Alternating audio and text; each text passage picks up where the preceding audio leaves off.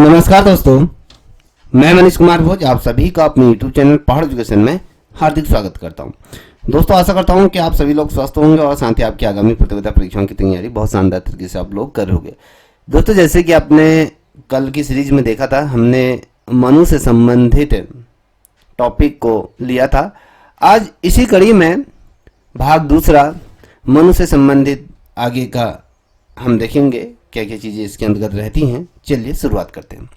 देखिए दोस्तों, जैसे मैंने आप लोगों को ये कल कहा था कि अगर हम प्राचीन भारत के आधार पर अगर देखें तो प्राचीन भारत के जो सबसे प्रसिद्ध राजनीतिक विचारक के रूप में जो जाने जाते हैं मनु, जिन्होंने मनुस्मृति या फिर उसको अगर हम दूसरे शब्दों में कहें मनु संहिता या कहें मानव धर्मशास्त्र के रूप में इन्हें जाना जाता है, इनके द्वारा ये लिखा गया था। और इसके अंतर्गत जो कहा गया था कि सामाजिक, आर्थिक या फिर कहे राजनीतिक या फिर धर्म व्यवस्था पर इसने बल दिया और साथ ही कहीं ना कहीं एक संगठित समाज की स्थापना पर भी जोर दिया।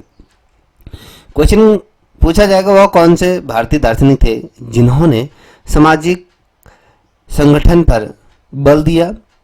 वो कौन शख्स थे? तो आपको ये पता होना चाहिए, मनु। अगर मैं देखें मनु की अगर हम कहें तो यहाँ पर आप आगे देख पा रहे होंगे, मनु स्मृति के लिए राष्ट्र और राज्य शब्द का प्रयोग मिलता है और मनुस्मृति में ही जो राष्ट्र है और राज्य ये दो शब्द हैं, तो इन दो शब्दों का कहीं ना कहीं हमें प्रयोग मिलता है। और मनु द्वारा ही अगर हम कहें राष्ट्र शब्द का प्रयोग राज्य के पर्यायवाची रूप में किया गया था। अब यहाँ पर जो क्वेश्चन बनता है दोस्तों, इतना ध्यान में रखिएगा, क्वेश्चन पूछा जाता है कि राष्ट्र शब्द का प्रयोग जो राज्य के लिए पर्यायवाची रूप में जो किया गया है वो किसके द्वारा किया गया है? तो आपको पता है मनु द्वारा ही इस चीज़ को प्रतिस्थापित किया गया था, उसके द्वारा ये कहा गया था।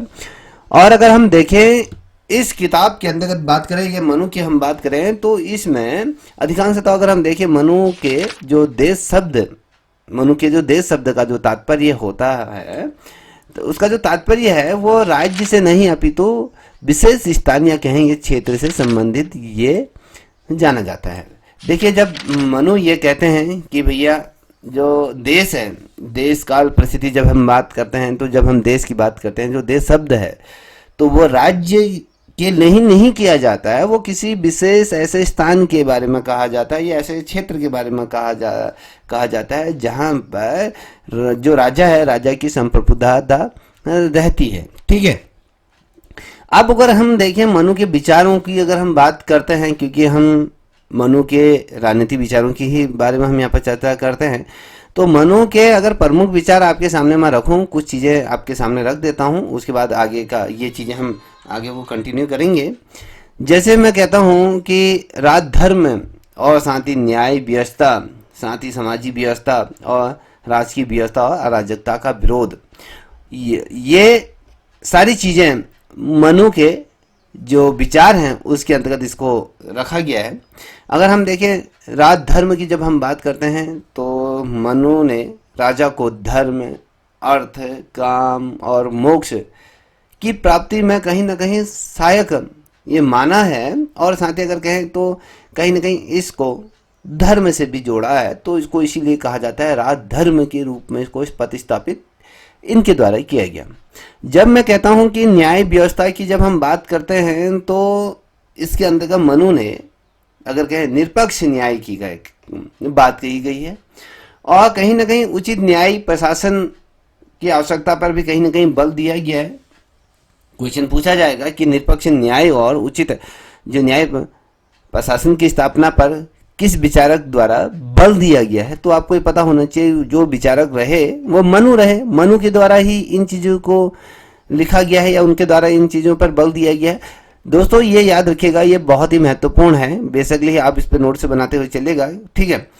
और जब हम बात करते हैं मनु के सामाजिक विचार की विचारधारा की अगर हम बात करते हैं तो सामाजिक व्यवस्था की जब मैं बात करता हूँ, मनु स्मृति में अगर आप देखोगे जिसे मानव संहिता के रूप में भी जानते हैं या कहें मनु संहिता के रूप में भी जाते हैं, ये मानव धर्मशास्त्र के रूप में भी जिसे जानते हैं, तो इसमें वर्ण व्यवस्था और साथ ही उसमें जो सामाजिक जो संरचना है उसको कहीं ना कहीं विशेष स्वरूप इसमें दिया हुआ है। ठीक है। और जब मैं कहता हूं कि अराजकता का विरोध इसके अंतर्गत किया गया है, तो क्या चीजें हैं, इसको भी थोड़ा सा समझने का प्रयत्न करिएगा, फिर आगे बढ़ते हैं।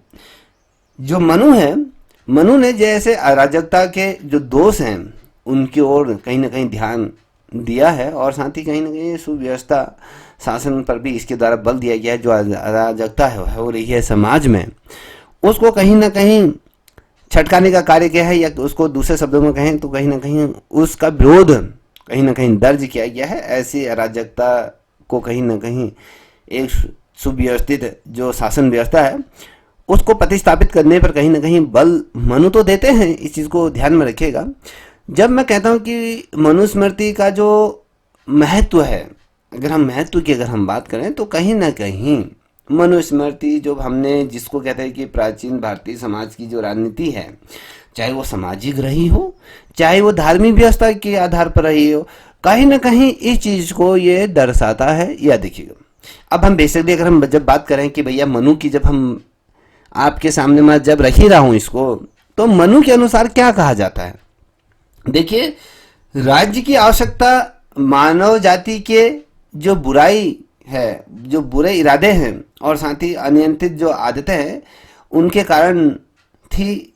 आपको ये सर्वाधिक पता होगा अगर आपने मनुस्मृति पढ़ी है, ना कि आर्थिक जो आवश्यकताएं हैं उसके कारण। ये कहता है कि मनु के आधार पर हमने कहा कि भैया राज्य की जो आवश्यकता है, मानव जाति के जो बुराई हैं, जो बुराई इरादे हैं, जो उनके जो बुरे इरादे हैं और साथ ही उनको नियंत्रित आदतों के कारण ये थी, ना कि उसकी आर्थिक आवश्यकताओं के कारण कहता है।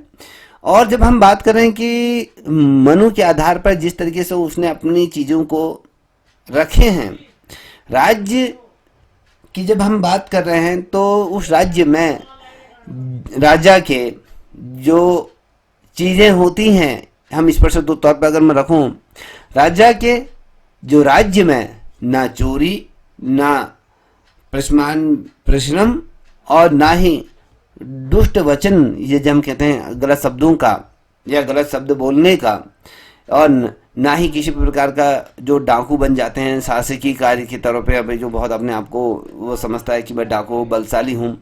और अगर हम बात करें, ना ही राजा की आज्ञा का उल्लंघन करने वाला, कोई भी चीज़ ऐसी उस पर बल नहीं देता है। और मनु के आधार पर अगर हम देखें तो राजा को ही उसने सर्वश्रेष्ठ तौर पर रखा है। और मनु ने जिस तरीके से नैतिक गुणों को, जैसे प्रशासनिक क्षमता और उसके दायित्वों का प्रति निष्ठा युक्त अगर हम बात करें, राजा के जो राज्य के लिए कहीं ना कहीं आवश्यक माना है, तो इस चीज़ पर ही सारथी रूप में बल दिया।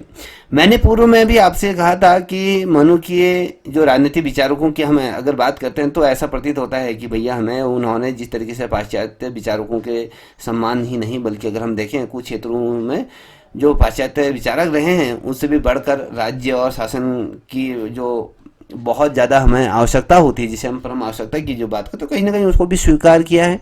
और साथ ही अगर हम इस चीज़ को देखें तो कहीं ना कहीं अराजकता के जो जितने भी दोषी हैं और उसकी ओर भी कहीं ना कहीं ध्यान दिया है। और साथ ही जो राजनीति चेतना है, और राजनीति चेतना का जो श्री गणेश जिसके द्वारा किया गया है, वो कहीं ना कहीं हम मनु को रख के चलते हैं कि मनु के द्वारा ही ये चीज़ें हुई हैं।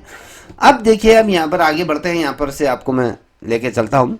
मनु ने राज्य की उत्पत्ति के लिए उस समय विद्यमान उन संघर्षों के कारण माना जो समाज में पतनोन्मुक्त करता जा रहा था।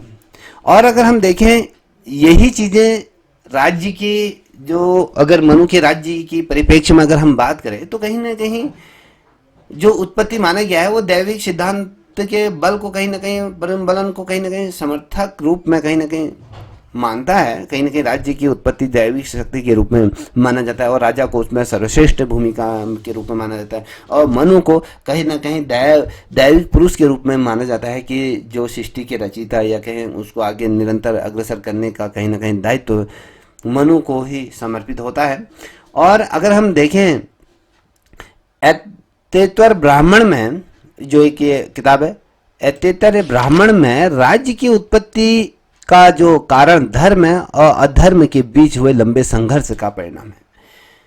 ऐतेतर ब्राह्मण जो ये किताब है, इस किताब में ब्राह्मण में अगर तो ब्राह्मण जो किताब है इसमें राज्य की उत्पत्ति पर बल दिया गया है कि उसमें कहता है कि राज्य की उत्पत्ति धर्म और साथ ही जो अधर्म है उसके बीच जो लंबा जो संघर्ष चला, जो खींचतान रही, उसके लंबे संघर्ष के परिणाम स्वरूप ही हमें ये देखने को मिलता है। और वहीं अगर ये बात करते हैं कि भैया जिस तरीके से अगर हम वैदिक काल की तरफ बढ़े, जो हम कहें पुरानी चीज़ों की तरफ बढ़े, तो वहीं अर्थवेद में अगर हम देखें तो राजा के लिए प्रार्थना पाते हैं, राजा के लिए प्रार्थना ये करते हैं या करते हैं। और साथ ही अगर हम देखें अन्य जो संहिताएं हैं उनमें भी कहीं ना कहीं उनका उल्लेख हमें देखने को मिल जाता है। और ये वर्णित और वैदिक काल में जो राज तत्व है उसको दैविक रूप में, यहाँ पर देख लीजिए,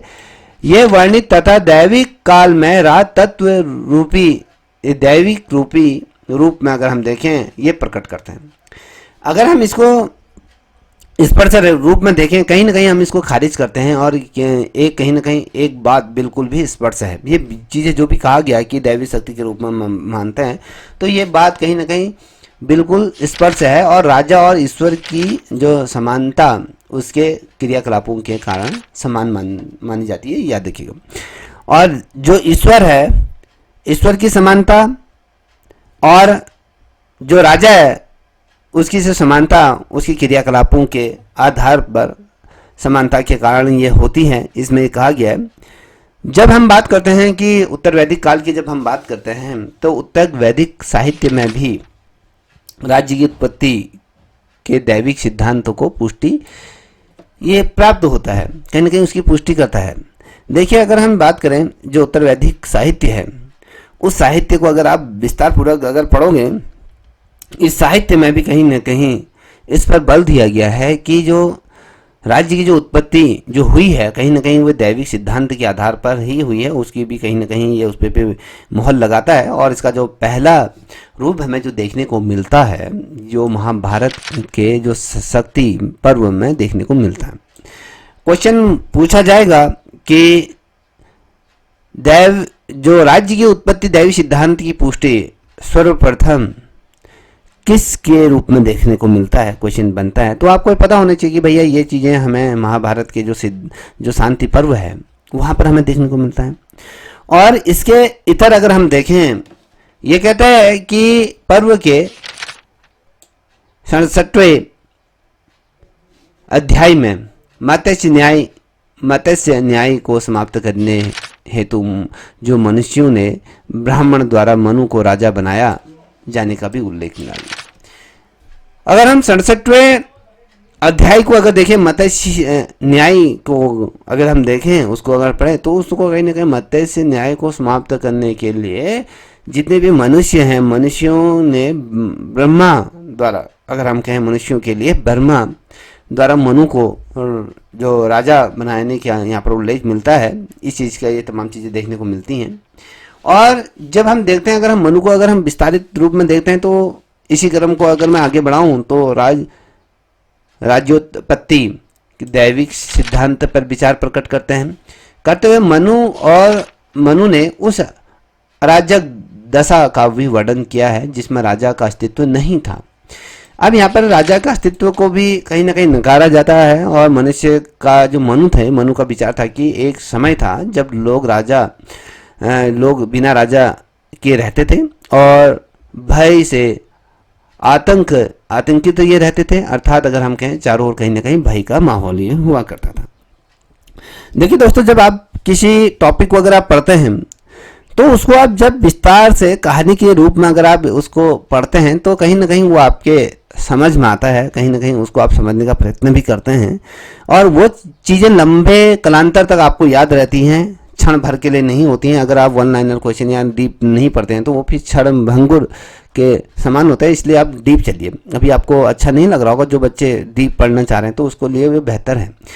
जब मैंने कहा कि राजा का अस्तित्व पूर्व में नहीं मानते हैं, यह मनु ने जो ये कहा कि अराजकता दशा में का अगर हम वर्णन किया जाता है तो इसमें राजा का अस्तित्व नहीं था। कहता है कि मनु का विचार था कि एक ऐसा समय भी था जब लोग बिना राजा के रहते थे और भय के आतंक में रहते थे, अर्थात अगर हम देखें चारों ओर भय का वातावरण हुआ करता था, भय व्याप्त रहता था। और अरस्तु ने, अगर हम कहें जो पाश्चात्य विचारक हैं, अरस्तु राजा के न होने पर बलवानों के डर से प्रजा के चराचर की रक्षा हेतु ईश्वर ने, अगर हम बात करें जो अरस्तु थे, अरस्तु राजा के न होने पर जो बलवानों के डर से, अगर हम कहें जब राजा नहीं था, जब जो बलवान हुआ करते थे, जो बाहुबली हुआ करते थे, उनके डर से प्रजा कहीं ना कहीं चराचर की रक्षा हेतु क्या करते थे, ईश्वर ने इनकी रक्षा के लिए, अगर कहें इनसे रक्षा के लिए ईश्वर ने क्या करा, जैसे इंद्र हो गए, वायु हो गए, यम हो गया, सूर्य हो गया, वरुण हो गया, चंद्र हो गया और कुबेर हो गया, 7 जो भूत निशांत लेकर राजा का निर्माण किया। देखिए राजा का निर्माण किन चीजों से निर्मित हुआ है, किन चीजों को नित्यांश लेकर राजा का निर्माण किया गया, क्वेश्चन बनता है तो आपको पता होना चाहिए कि भैया उसमें इंद्र भी रहा, वायु भी रही, यम रहा, सूर्य रहा, वरुण रहा, चंद्र रहा, कुबेर रहा, ये सारे सारभूत निशान को लेकर राजा का निर्माण यहाँ पर किया गया। इस चीज का मनन करें और इन गुणों के आधार पर ही राजा तेजस्वी बना और सर्वोच्च ये बना, इस चीज का भी ध्यान रखें। अब यहाँ पर थोड़ा सा एक उदाहरण आपको देखने को मिलेगा। ये कहता है कि निम्नलिखित, अगर हम उदाहरणों में अगर देखें, मनु स्वयं अपने अर्थ का विश्लेषण करते थे। मनु ये चीज का भी कहीं ना कहीं मनन करते थे, जो चीज मैंने करी है, जिन चीजों को मैं लिख रहा हूँ, जिन चीजों से राज्य की उत्पत्ति हो रही है, क्या वो नैतिकता के कारण सही है, सामाजिक दृष्टिकोण से सही है या नहीं है, तो उस पर भी कहीं ना कहीं ये बल दिया करते थे। ठीक है, इस चीज की याद रखिएगा। और ये विश्लेषण करते थे कि राजा दैवी शक्ति का मान कराते थे। कहीं ना कहीं जो मनु थे, जब वो सारा विश्लेषण करते थे, विश्लेषण करने का मेन उद्देश्य था कि जो राजा था, राजा को कहीं ना कहीं दैवी शक्ति का ये माना करते थे और धर्म की उच्च रक्षा हेतु सावधानी पूर्वक अपनी शक्तियों को और उद्देश्यों को कहीं ना कहीं परख कर और साथ ही स्थान, समय और परिस्थितियों पर विचार कर राजा बार बार कई रूप लेता था। तो कहने का मतलब है, ये कहा जाता है कि जो राजा है, जो दैविक शक्ति जिस पे पूरी तरीके से व्याप्त है, वो क्या करेगा, वो अपने धर्म की रक्षा के लिए सावधानी पूर्वक कोई भी चीजें कदम उठाएगा या पूर्वक जो अपनी शक्तियां हैं उनका प्रयोग करेगा और किस उद्देश्य के लिए कर रहे हैं उसको परखेगा, किस स्थान पर कर रहा है, समय की परिस्थितियों को भापेगा और साथ ही विचार करेगा कि राजा बार बार कहीं ऐसे रूप धारण कर सकता है या रूप ले सकता है। मेघातिथि ने भी प्रभु शब्द का जो तात्पर्य है प्रजापति से लेकर दैवी शक्ति का समर्थन किया है। क्वेश्चन पूछा जाएगा, किस दार्शनिक के द्वारा ये जो कथन कहा गया है, किसके कथन के द्वारा कहा गया है कि प्रभु का जो तात्पर्य है प्रजा से लेकर, अगर हम दैवी सिद्धांत का जो समर्थन किया गया वो किसके द्वारा किया गया, तो पूछा जाएगा तो मेघातिथि ने प्रभु शब्द का जो तात्पर्य प्रजापति से लेकर दैवी सिद्धांत का समर्थन किया है। इतना समझे होंगे। और जो मनु की जो धारणा रही है उसकी अगर विवेचना करते हैं तो UN घोषाल कहते हैं कि भैया सुरक्षा की दृष्टि से, जब अगर हम कहें हम अपनी सुरक्षा की दृष्टि से अगर देखें, जैसे हम ईश्वर ने चंद्र और सूर्य इंद्र और विष्णु कुबेर और यम कुछ अंशों में सुंदरता, ओज, वीरता, विजय, त्याग और नियंत्रण का गुण लेकर मनुष्य रूप में राजा का निर्माण। देखिए बेसिकली अगर हम देखें पूरी तरीके से जो राजा का जो निर्माण किया गया है, देखिए राजा का निर्माण कैसे हुआ है, किन किन तत्वों से किया गया। अगर घोषाल की बात करें, UN घोषाल जब कहता है कि भैया सुरक्षा की दृष्टि से ईश्वर ने क्या करा, जब राजा की उत्पत्ति करी है तो ईश्वर ने चंद्र, सूर्य और साथ ही इंद्र हो गया, आपका कुबेर हो गया और यम हो गया, इन सभी के कुछ अंशों का यथार्थ सुंदर जो राजा को निर्मित किया भैया वो सुंदर होना चाहिए, ओज उसके में होना चाहिए, वीरता उसमें होनी चाहिए, कहीं ना कहीं विजय पताका उसके अंतर्गत ये होनी चाहिए, और त्याग और समर्पण का भाव उसमें होना चाहिए, कहीं ना कहीं त्याग और नियंत्रण का गुण उसको लेकर एक जो स्वरूप निर्मित किया वो राजा का निर्माण इसके द्वारा किया गया है, यहाँ पर ये कहता है। जब मैं कहता हूँ कि कभी क्वेश्चन बनता है कि भैया जब मैं बेसिकली आपके सामने अगर मैं पुटअप करूँ कि मनु के जो राजनीतिक विचारक कौन थे, मनु के राजनीतिक विचारक कौन थे, कभी क्वेश्चन बनता है, तो जो ये चीज़ें अभी मैंने राजा के निर्माण में जो आपको बताया, मैंने वही कहा कि राजा के अगर मनु के राजनीतिक विचार का जो केंद्र रहा था वो धर्म रहा था, न्याय रहा था, और साथ ही जो व्यवस्था की कहीं ना कहीं स्थापना करना उसका मेन उद्देश्य था। और जिस प्रकार से मनु ने कहा कि राजा को ईश्वर से प्राप्त जितने भी प्राप्त जो अधिकार हैं, अधिकारों का माना जाता है। और बेसिकली अगर हम देखें राजा के व्यवहार में जिस प्रकार से ब्राह्मणों के को जो निर्देशित करने वाला जो माना जाता है कि ब्राह्मणों को निर्देशित करता है, और मनु की जब हम बात करते हैं ना, मनु ने राजा के कर्तव्य हो गए, उसके गुणों के बारे में भी कहीं ना कहीं विस्तारपूर्व से उससे वर्णन किया गया है। और मैं जो चीज़ बता रहा हूँ थोड़ा सा उसको भी नोट डाउन करते हुए चलेगा, क्योंकि ये बड़ा ही अत्यंत है, क्योंकि मैं मनु के विचारों के बारे में आपके सामने तथ्यात्मक चीज़ें रख रहा हूँ। ठीक है, जब मैं मनु की विचारधारा की बात करता हूँ तो मनु ने राजा को जो प्रशासन क्षमता का दायित्व के प्रति जिस प्रकार से उसकी निष्ठा होनी चाहिए, उसके नैतिक गुणों से उसको युक्त होना चाहिए, इस तरीके का राजा का कहीं ना कहीं एक दीदार किया है, या कहीं इस तरीके का परिकल्पना करी है। और मनु ने राजा को कहीं ना कहीं न्याय व्यवस्था पर ध्यान देने के लिए कहीं ना कहीं जोर दिया है। और जिस प्रकार से मैंने कहा कि मनु ने किस तरीके से राजा को ब्राह्मणों के प्रति संवेदनशील या कहें सेवाशील और साथ ही नियमशील रहने के लिए भी ये कहा है।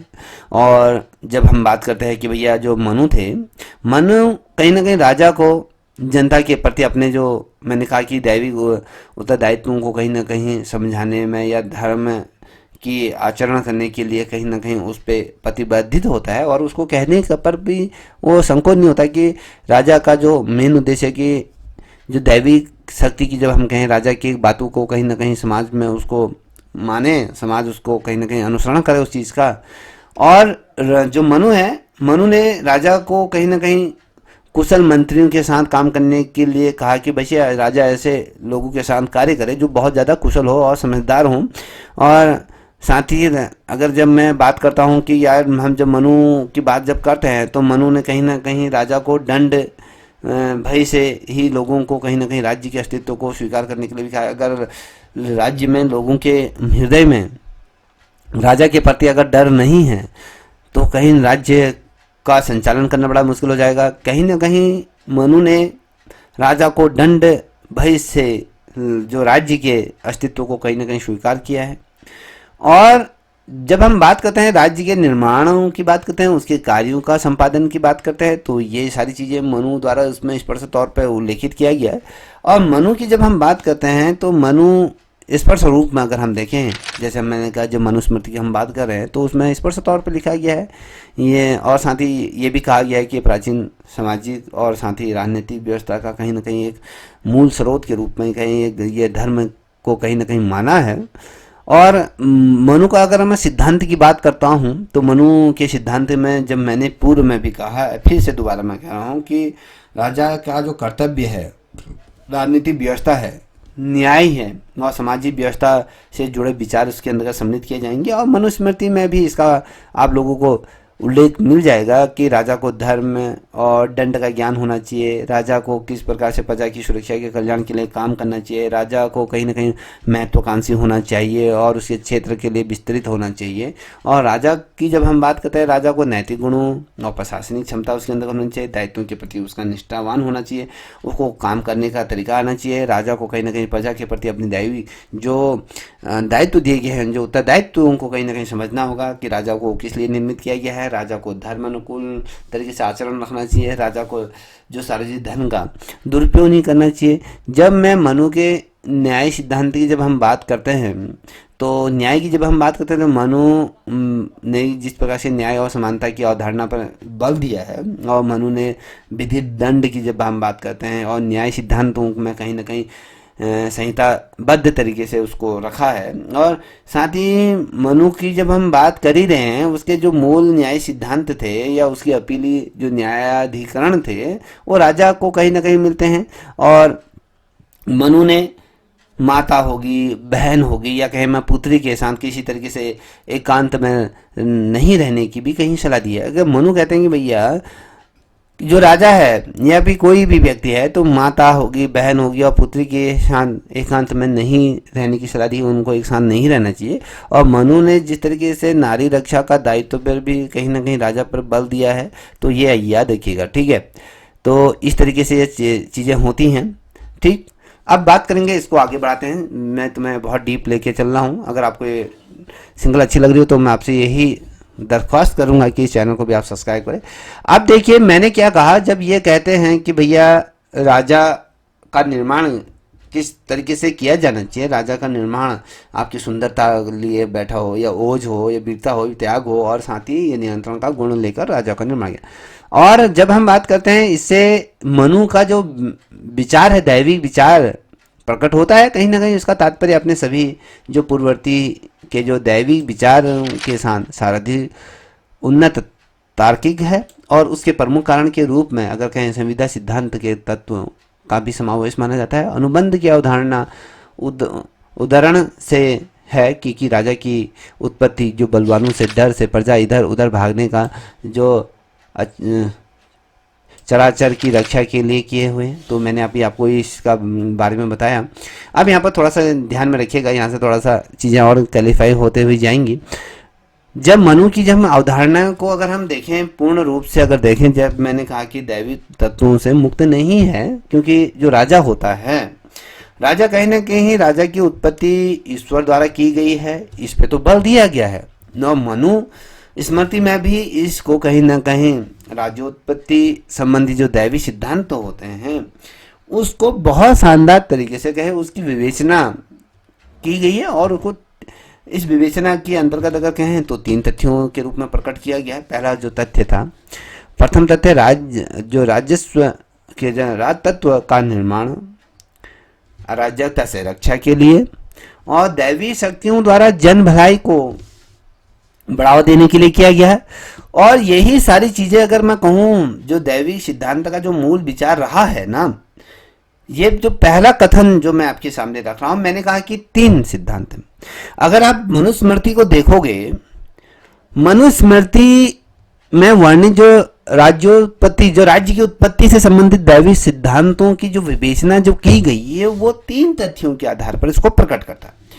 पहला जो तथ्य है, जो प्रथमा तथ्य की जब हम बात, राज्य तत्व का जो निर्माण है, राज्य का निर्माण किस तरीके से, जो अराजकताओं से, जो राज्य को क्या, जो भी अराजक तत्व है उनसे राज्य की रक्षा के लिए जो दैवी शक्ति हैं उनका प्रयोग किया जाए। और ये जो प्रयोग है वो जन भलाई को कहीं ना कहीं बढ़ावा देने के लिए किया जाएगा।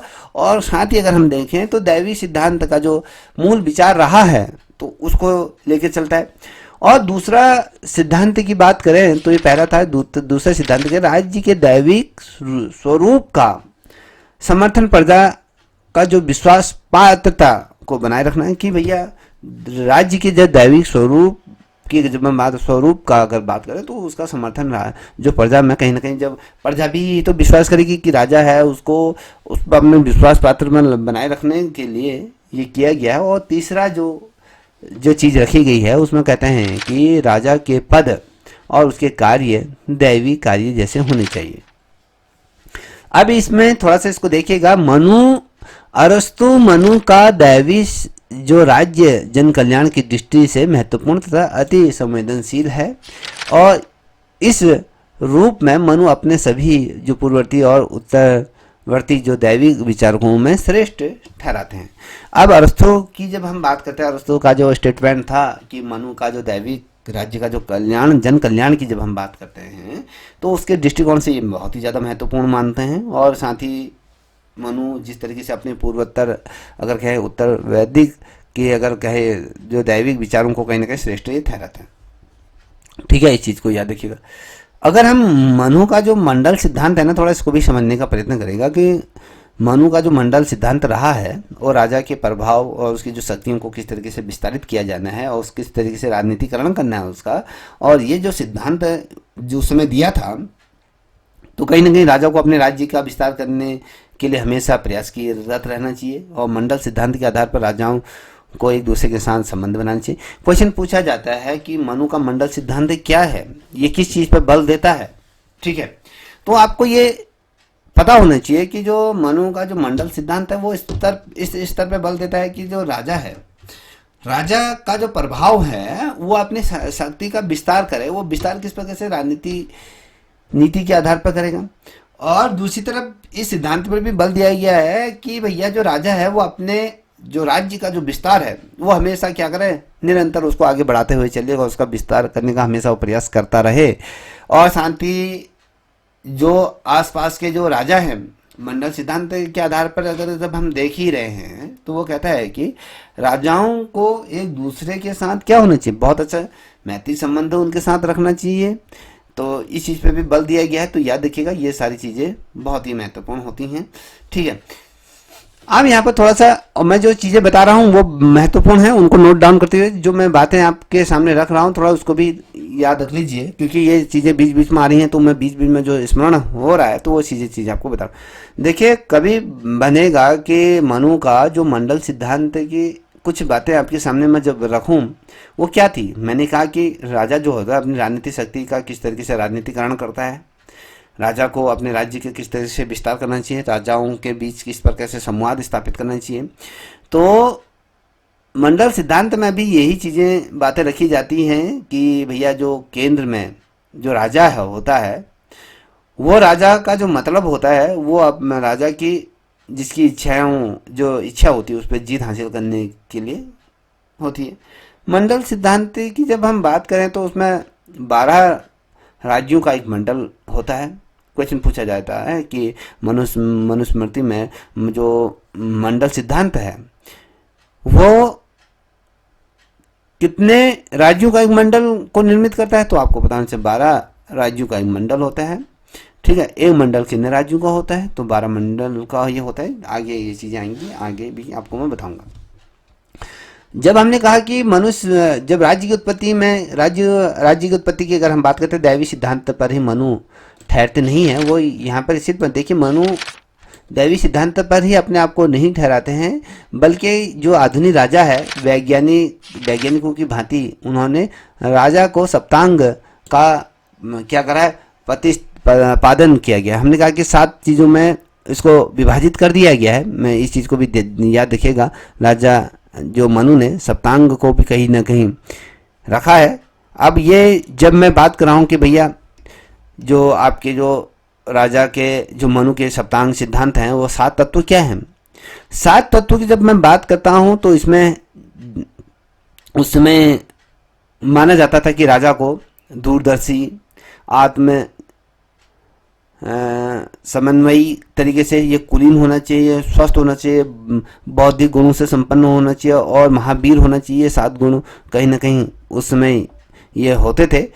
अब देखिए, आपसे ये भी पूछा जाएगा कि सप्तांग सिद्धांत के जनक के रूप में किसे माना जाता है, तो सप्तांग सिद्धांत के अगर मैं कहूँ तो जो कौटिल्य का जो सप्तांग सिद्धांत जो था वो राज्य के 7 स्वरूपों को कहीं ना कहीं निरूपित किया करता था, उनके अंगों को कहीं ना कहीं महत्वपूर्ण तरीके से उन पर प्रकाश ये डाला करता था। तो इस चीज़ यार अब जो यहाँ पर आप देख पा रहे होंगे कि हमने कहा कि अगर हम सप्तांग की बात करते हैं उसकी विचारधारा क्या रही थी, अलग अलग तरीके से अगर हम देखें कुछ जितने भी जो विचारक रहे हैं उनमें जिस प्रकार से सामंजस्य स्थापित रहा। जैसे मैं अगर बात करूं कौटिल्य की बात करता हूं तो कौटिल्य ने जो सप्तांग सिद्धांत को उनके द्वारा भी स्वीकार किया गया था।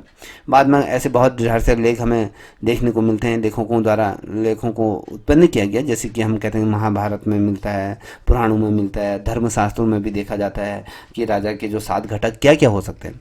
जैसे राजा के 7 घटकों की जब मैंने बात करी, यहाँ पर देख पा रहे होगे आप, देखिए राज्य के ये 7 अंग, ये है अंग स्वामी आत्म, ये पुर, राष्ट्र, कोष, दंड तथा मित्र, ये क्या है 7 ये सिद्धांत। मैंने कहा जो स्वामी जिसे हम राजा की बात करते हैं इसमें स्वामी को भी दृष्टांत रखे गए। अमात्य जिसमें कहते हैं मंत्री वो होते हैं। जब हम क्षेत्र की बात करते हैं तो क्षेत्र को अगर हम देखें तो जनपद के रूप में होते हैं। जैसे यहाँ पर आपने पुर देखा तो दुर्ग को हम कह सकते हैं, या एक किला बंद होता है जो राजधानी में होता है, कोष होता है, दंड होता है जिसे न्याय या बल के क्षेत्र में दें, मित्र होता है, सहयोगी होता है। तो इस तरीके से इसमें अब जो राजा के जो ये 7 स्वरूप हैं उसका समर्थन कौटिल्य ने भी किया है, और साथ ही इसका वर्णन अनेक ग्रंथों में हमें देखने को मिलता है। और अपने सावयव सिद्धांत में मनु ने मित्र को प्रकृति शब्द से संबोधित किया है। क्वेश्चन 1 बनता है, इसको नोट डाउन करिए।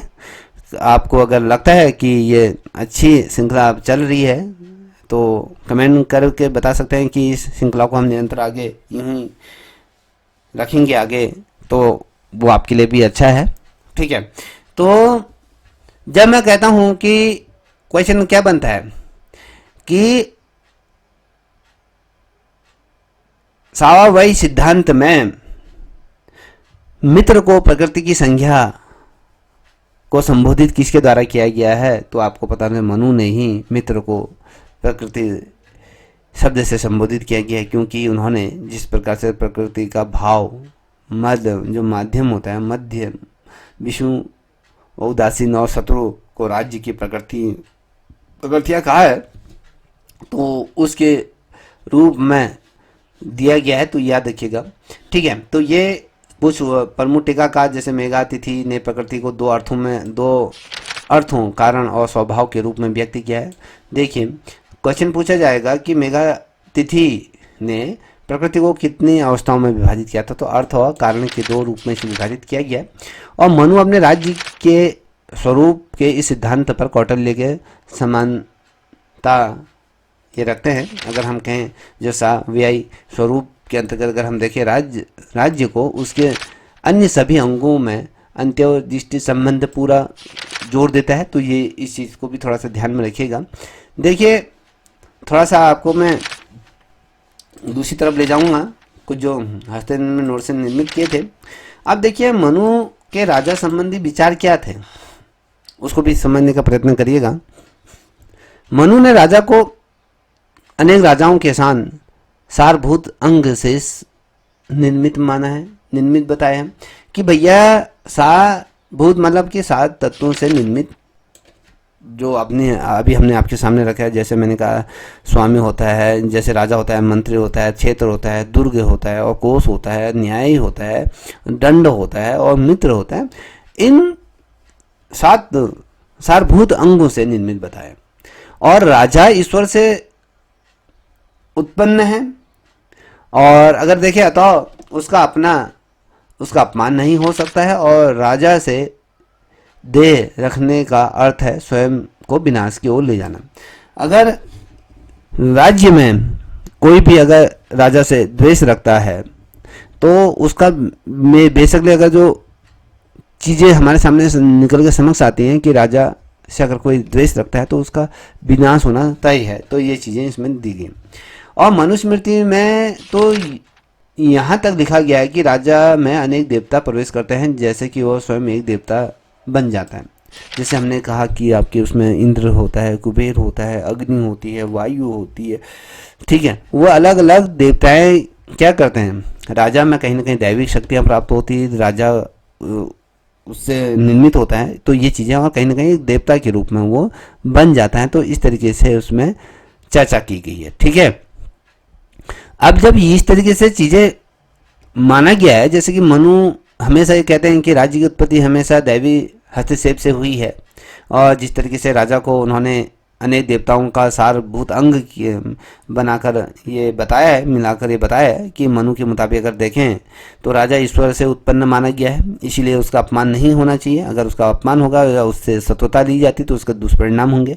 और जो मनु के आधार पर राज्य की उत्पत्ति पर जिस तरीके से अपने अपने विचार इसने दिए हैं, तो मनु के आधार पर अगर कहें उसके मुताबिक कहें सृष्टि की जो शुरुआत हुई है बड़ी ही भयंकर स्थिति से ये मानते हैं। उसमें ना तो राजा था ना ही राज्य था, तो इस तरीके से माना जाता है। और राजा के जो अभाव था उसमें, जब राजा नहीं था उसके अभाव में अन्याय हुआ करता था, अराजकता थी, असंतोष का माहौल ये रहता था और व्यवस्था हमेशा माहौल खराब रहा था। जब राजा आए तो ये सारी चीज़ों पे अंकुश लगा, ये कहने का मतलब है।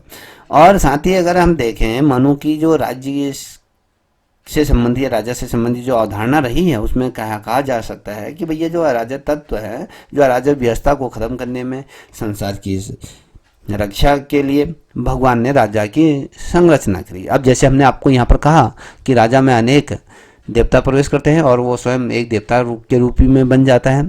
और जहाँ तक मैं बात करूँ कि जो राजा को कहीं ना कहीं देवता बताया गया है और साथ ही धर्म और दंड को भी बहुत इस समय महत्व दिया गया है, तो इस चीज़ को भी मनन रखिएगा। और जिस तरीके से मनु ने राजा को परम पवित्र माना है और राजा को अनेक देवताओं का जो 7 स्वरूप है, सारभूर या कहें जो सारभूत अंगों से मिलकर बताया है। और राजा ने, अगर मनु के आधार पर कहते हैं, राजा के शरीर में जैसे कि मैंने कहा 7 होते हैं, जैसे इंद्र हो गया, सूर्य हो गया, यम हो गया, कुबेर हो गया, चंद्रमा हो गया, इन सभी का क्या होता है, आपका इसमें गुणों का उल्लेख होता है, इसलिए ये एक स्वयं को एक देवता के रूप में ये बन जाता है। जहाँ तक जब हम बात करते हैं जो मनु के जो राज्य की जो 7 क्या होता है, 7 जो तत्व होते हैं, अगर मैं बेसिकली कह रहा हूँ तो अगर हम उनका वर्णन करते हैं तो जैसे राजा होता है, मंत्री होता है, राजधानी होती है, राज्य होता है, कोष होता है, सेना होता है। मित्र मैंने आपको पूर्व में आपको बता दिया था। अब यहाँ पर देखिए मनुस्मृति के अनुसार अगर हम देखें, ऐसा राजा इंद्र अथवा विशुद्ध के समान, ऐश्वर्य कर्ता पवन के समान, सबके प्राणवायु और प्रिय हृदय की बातें जानने वाला, यम के समान पक्षपात रहित न्यायाधीश हो, सूर्य के समान न्याय हो और धर्म और विधा का प्रकाश होता है, अग्नि के समान दुष्टों को भस्म करने वाला और वरुण के समान दुष्टों को अनेक प्रकार से बांधने वाला, चंद्र के समान सर्वश्रेष्ठ पुरुष को आनंद देने वाला और कुबेर के समान कोष भरने वाला ये होना चाहिए। देखिए अगर हमने जैसे हमने कहा कि राजा में ये सारी चीज़ें निवास करते हैं, तो हमने कहा जैसे इंद्र की बात करी हमने इसमें, तो ऐसा राजा की बात करी गई जो इंद्र के समान ऐश्वर्य करता हो, या पवन, जब हम वायु की बात करते हैं, पवन के समान सबके प्राण उसमें निहित होने चाहिए और प्रिय हृदय की बात जानने वाला, यम के समान पक्षपात रहित ये होना चाहिए, न्यायाधीश के रूप में होना चाहिए। जब हम सूर्य के समान कहते हैं, जब सूर्य अपने उदय होता है तो वो किसी भी छोटे बड़े, राजा, गरीब या फिर मंत्री, ये किसी को ना देखते हुए सभी को अपने प्रकार से ओतप्रोत करता है, तो उसके समान न्याय की बात की जाती है। और धर्म और विद्या का जो प्रकाश होता है इस पे बात की गई है। और अग्नि के समान जिस तरीके से दुष्टों को भस्म करने वाला और वरुण होता है या अग्नि होती है, उस तरीके से राजा का तेज होना चाहिए। और वरुण के समान अगर हम बात करें तो दुष्टों को कहीं ना कहीं अनेक प्रकार से बाधा पहुंचाने वाला, चंद्रमा के समान सर्वश्रेष्ठ पुरुषों को आनंद देने वाला और कुबेर के समान जिस प्रकार से धन भरने वाला ये होना चाहिए राजा को।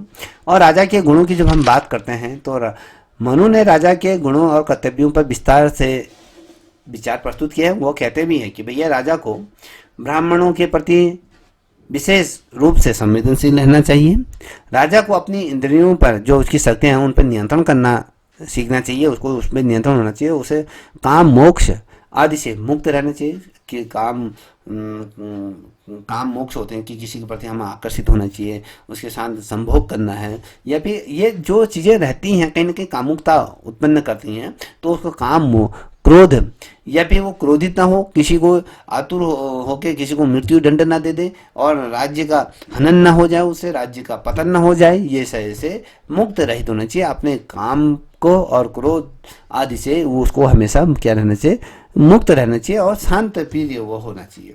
और मनुस्मृति में जो कहा गया है, अगर हम देखें मनुस्मृति में कहा गया है कि उसे शिकार, जुआ, जो दिवा शान और परम निंदा और पर स्त्री प्रेम, यह मदपान, नाच गाना और चुगलीखोर, ईर्षा, परिचिंद, वेषण, कटु वचन, धन और अपहरण आदि से बचना चाहिए। मैंने आपको बोला कि भैया राजा को जो शिकार करता है उसकी लत नहीं होनी चाहिए, जुए की लत नहीं होनी चाहिए, और जो सपने देखता है, जो दिवा सपने में अलग अलग तरीके से सपने देखता है, उससे उसको परहेज करना चाहिए। और स्त्रियों का सुख भोगने वाला नहीं होना चाहिए, मदिरा पान नहीं करना चाहिए, शराब इत्यादि नहीं पीने, नाच गाने को देखने वाला नहीं होना चाहिए, इधर से उधर चुगली करने वाला नहीं होना चाहिए, ईर्ष्या नहीं होनी चाहिए, किसी के पास ज़्यादा धन है मेरे पास नहीं है तो उस पर जितना है उस पर संतोष करना चाहिए, और कटु वचन नहीं बोलना चाहिए, और किसी दूसरे की धन संपत्ति पर अपना अधिकार नहीं गलचाना चाहिए, इन सभी से बचना चाहिए। और राजा मनुस्मृति में राजा के लिए कुछ प्रमुख निर्देश दिए गए हैं। जैसे हमने कहा कि पहला होता है कि वह शस्त्र धन, जो ये है शास्त्र धन और धान्य सेना जल आदि से परिपूर्ण पर्वतीय दुर्ग में हर प्रकार के सुरक्षित तरीके से निवास करे ताकि वह शत्रुओं से बच सके। तो बेसिकली राजा को कहीं ना कहीं बचाने के बारे में बात करके राजा को किस तरीके से अपने आपको सुरक्षित रखना है, किस तरीके से वो सारी चीज़ें करनी हैं, तो वो इसके अंतर्गत ये चीज़ें बताई गई हैं। और साथ ही राजा स्वजाति और स्वर्ण गुण संपन्न स्त्री से विवाह करे। देखिए राजा कहता है कि अपने राजा को जो विवाह करना चाहिए वो कहता है कि स्वर्ण जो पूरे अपनी स्वजाति से करना चाहिए, और ऊंची छोटी ऊंची जाति से नहीं करना चाहिए, जो उसकी जाति है उसी के जाति के आधार पर उसको विवाह करना चाहिए, और वो स्वर्ण गुण संपन्न होनी चाहिए, और वो इस तरीके से स्त्री से वो विवाह करे। और राजा समय समय पर यज्ञ का आयोजन भी करे और ब्राह्मणों को दान भी ये दे।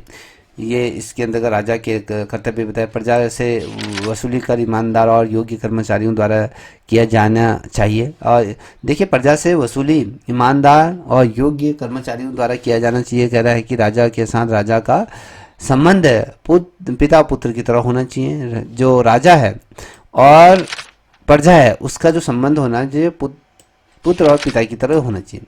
अगर पांचवा देखें तो राजा का युद्ध के लिए तैयार रहना चाहिए, और युद्ध में मृत्यु से उसे स्वर्ग प्राप्त होती है। ये क्वेश्चन यहाँ पर ये बनता है कि मनुस्मृति में जो राजा को कहा गया है कि भैया जब अगर वो युद्ध में अगर मर जाता है तो जब उसकी मृत्यु हो जाती है उसके बाद उसे स्वर्ग की प्राप्ति होती है। और साथ ही अगर मैं छठे नंबर की बात करूँ तो विभिन्न राजकीय कार्यों के लिए जो विभिन्न अधिकारियों की नियुक्ति हो, और राजा को विस्तारवादी नीति को अपनानी चाहिए, अपने सैन्य बल और साथ ही बहादुरी का भी हमेशा प्रदर्शन करना चाहिए, और गोपनीय बातों को गोपनीय बनाकर रखना चाहिए, और शत्रुओं की योजनाओं को समझने के लिए मजबूत गुप्तचरों को रखना चाहिए।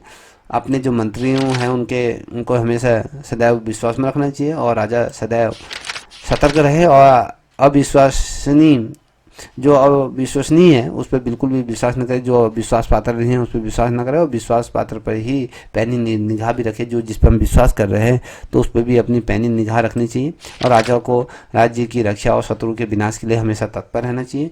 राजा को अपने कर्मचारियों और अधिकारियों के आचरणों की जाँच करते रहना चाहिए। गलत पाने पर उनको दंड का भी प्रावधान होना चाहिए, और राजा को मृदुभाषी होना चाहिए, अच्छी भाषा का प्रयोग होना चाहिए, अलग अलग भाषाओं को विज्ञान होना चाहिए। और मनु ने राजा की दिनचर्या का वही वर्णन किया। उसने संपूर्ण दिन को 3 भागों में विभाजित। क्वेश्चन पूछा जाएगा कि राजा के दिनचर्या को 3 भागों में किसके द्वारा विभाजित किया? कि मनु द्वारा राजा के जो दिनचर्या को 3 भागों में विभाजित किया, अलग अलग तरीके से उसका निर्धारण किया। राजा को स्नान एवं ध्यान के बाद न्याय करना चाहिए। राज्य कार्यों से संबंधित अपने मंत्रियों के साथ विदेश मामलों में अपने गुप्तचरों से, राजदूतों से परामर्श और उसमें नियमित रूप से उसको चर्चा करनी चाहिए। और मनुस्मृति में राजा को अगर हम बात करते हैं तो गतिशील जीवन की चर्चा की गई है। इसमें राजा को सदैव सजग और सावधान रहने की भी आशा की जाती है कि भैया वो हमेशा सावधान रहे।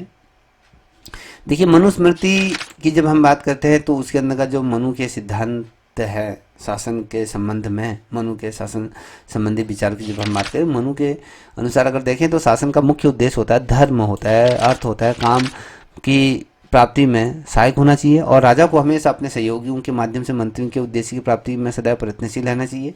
और यहाँ पर यह भी कहा गया है कि मनुस्मृति में स्पष्ट किया गया है कि राजा सदैव लक्षणों को प्राप्त करने के लिए प्रयासरत होना चाहिए और उसे सुरक्षित रखने का प्रयास हमेशा होना चाहिए। राज को उसको हमेशा सदैव भरने का प्रयास करना चाहिए। समाज के जो कमजोर हैं, जो सुपात्र हैं, उन लोगों को दान देना चाहिए। और राजा को प्रजा के साथ पुत्र और वार्ता करने चाहिए और साथ ही राष्ट्र हित में कठोर भी हो जाना चाहिए। और राजा को न्याय सिद्धांत प्रिय और मात्र मातृभूमि से प्रेम करने वाला भी होना चाहिए। तो इस तरीके से मनुस्मृति में इन चीज़ों का वर्णन किया गया है। और राजा को अगर हम बात करें राज्य कार्य में सहायता देने के लिए जो मंत्री हैं उनकी व्यवस्था होनी चाहिए। और मनुस्मृति में मंत्री शब्द का प्रयोग नहीं है, याद रखिएगा, मनुस्मृति में मंत्री शब्द का प्रयोग नहीं किया है, परंतु सचिव शब्द का प्रयोग कहीं बार बार हमें मनुस्मृति में देखने को मिलता है। और मनुस्मृति में यह भी कहा भी गया है कि आदमी सरल काम भी मुश्किल हो जाता है। मनुस्मृति में कहा गया है कि आदमी से सरल जो काम होता है वो मुश्किल हो जाता है, क्योंकि शासन के जो जटिल नियम होते हैं उन नियमों के लिए क्या होता है, मंत्रियों को नियुक्ति किया जाता है। वह विद्वान, कर्तव्य परायण होना चाहिए, शास्त्र ज्ञाता होना चाहिए, कुलीन होना चाहिए, अनुभवी होना चाहिए, शासन के कार्यों में एकांत और साथ ही अलग अलग तथा आवश्यकता अनुसार संयुक्त मंत्री मंडल जो होता है उसको करने में निपुण होना चाहिए। और मंत्रियों को कहीं ना कहीं उसकी योग्यता पर कार्य करना चाहिए। और यहाँ पर यह भी कहा गया है कि मनु स्पर्श करता है कि है शुद्ध, दक्ष और कुलीन सदस्य को वित्तीय विभाग और सुचित आचरण से युक्त व्यक्ति को रत्न तथा जो धन धान्य है, जहाँ पर रत्न खजाना खनिज रखे जाते हैं, उस विभाग की जिम्मेदारी संपूर्ण शास्त्रों के ज्ञाता को मनोवैज्ञानिक और साथ ही अंतःकरण से शुद्ध और चतुर कुलीन व्यक्ति को संधि विग्रह विभाग में भी कहीं ना कहीं ये रखा जाना चाहिए। तो इस तरीके से मनु की ये सारी चीज़ें इसमें दी हुई हैं, ठीक है। और यहाँ पर देख पा रहे हैं मंत्रियों के आत्म नामक जो व्यक्ति का दंड विभाग, सेना विभाग और राजा को राष्ट्र एवं कोष के अपने अधीन रखना चाहिए। और साथ ही ब्राह्मणों को विशेष महत्व है इसमें दिया। बेशक अगर हम कहें जो मनुस्मृति है उसमें ब्राह्मणों को उच्च स्थान दिया गया है, उनको अगर हम बात करें तो कहीं ना कहीं उनको ये कहा गया है कि ब्राह्मणों को विशेष स्थान पर देना चाहिए या उसको उनको विशेष महत्व देना चाहिए, ठीक है। तो ये चीज़ें इसके अंदर कही गई हैं। अब अगर हम बात करें और उसका मतलब है कि भैया पृथ्वी पर जो कुछ भी है वो ब्राह्मण ही है। ब्राह्मण ब्रह्मा का ज्येष्ठ और श्रेष्ठ पुत्र मानते हैं। तो ब्राह्मणों का ये मानना है, जो मनुस्मृति में ये कहा गया है कि जो ब्राह्मण है वो ब्रह्मा के समान है और ब्रह्मा का ज्येष्ठ पुत्र जो सबसे बड़ा पुत्र के रूप में उसको अपने आप को मानते हैं। तो ये सारी चीज़ें इसमें कही गई हैं। और मनु की जो मान्यता है, मंत्रणा अत्यंत ये गोपनीय होनी चाहिए कहते हैं। इसके माध्यम से अर्थात आधी रात को इसके लिए उपयुक्त माना जाता है। और मनुस्मृति से ये भी पता चलता है कि भैया उस समय उसमें जो मंत्रियाँ हुआ करते थे, मंत्रिमंडल जो हुआ करता था, उनका राजा के प्रति दायित्व और मंत्रणा की गोपनीयता मिलाकर निर्णय लेने की जो भावना और शांति जो मंत्रियों के विभाग है उनको बंटवारा होना चाहिए, क्या चीज़ें होनी चाहिए और उनका अनुभव होना चाहिए, ईमानदार होना चाहिए, उनको ईमानदारी से। और जो भ्रष्टाचारी जो अधिकारी है उनके पैनी निगाहें उनमें रखनी चाहिए, उनके विरुद्ध ठोस कार्रवाई होनी चाहिए, कर्मचारियों को अपने दायित्व का निर्वाह करना चाहिए। और ये सारी चीज़ें क्या कही गई है, मनुस्मृति में इसको रखा गया है। और साथ ही अगर हम देश काल पहचानने वाले हृदय और साथ ही मनोभाव को पहचानने वाले जो लिपि को ज्ञाता को कहीं ना कहीं विश्वास पात्रता के रूप में उसको राजदूत बनाना चाहिए। तो ये सारी चीज़ें मनु की उसमें कहा गया। अब जब हम आगे देखेंगे मनु के प्रादेशिक प्रशासन संबंधी विचारों को किस प्रकार से रखा गया है उस पर हम चर्चा करेंगे, ठीक है। आज के लिए इतना ही। इससे आगे हम मनु को 1-2 चैप्टर में और समाप्त करेंगे। पर हमारी कोशिश ये रहेगी कि कोई चीज़ आपसे छूटे ना, ठीक है। अगर आपको वीडियो अच्छी लगी तो प्लीज़ आपसे रिक्वेस्ट है इस चैनल को भी आप सब्सक्राइब करें और साथ ही अपने दोस्तों के साथ करें। तब तक के लिए इतना ही। जय हिंद, जय भारत, जय उत्तराखंड।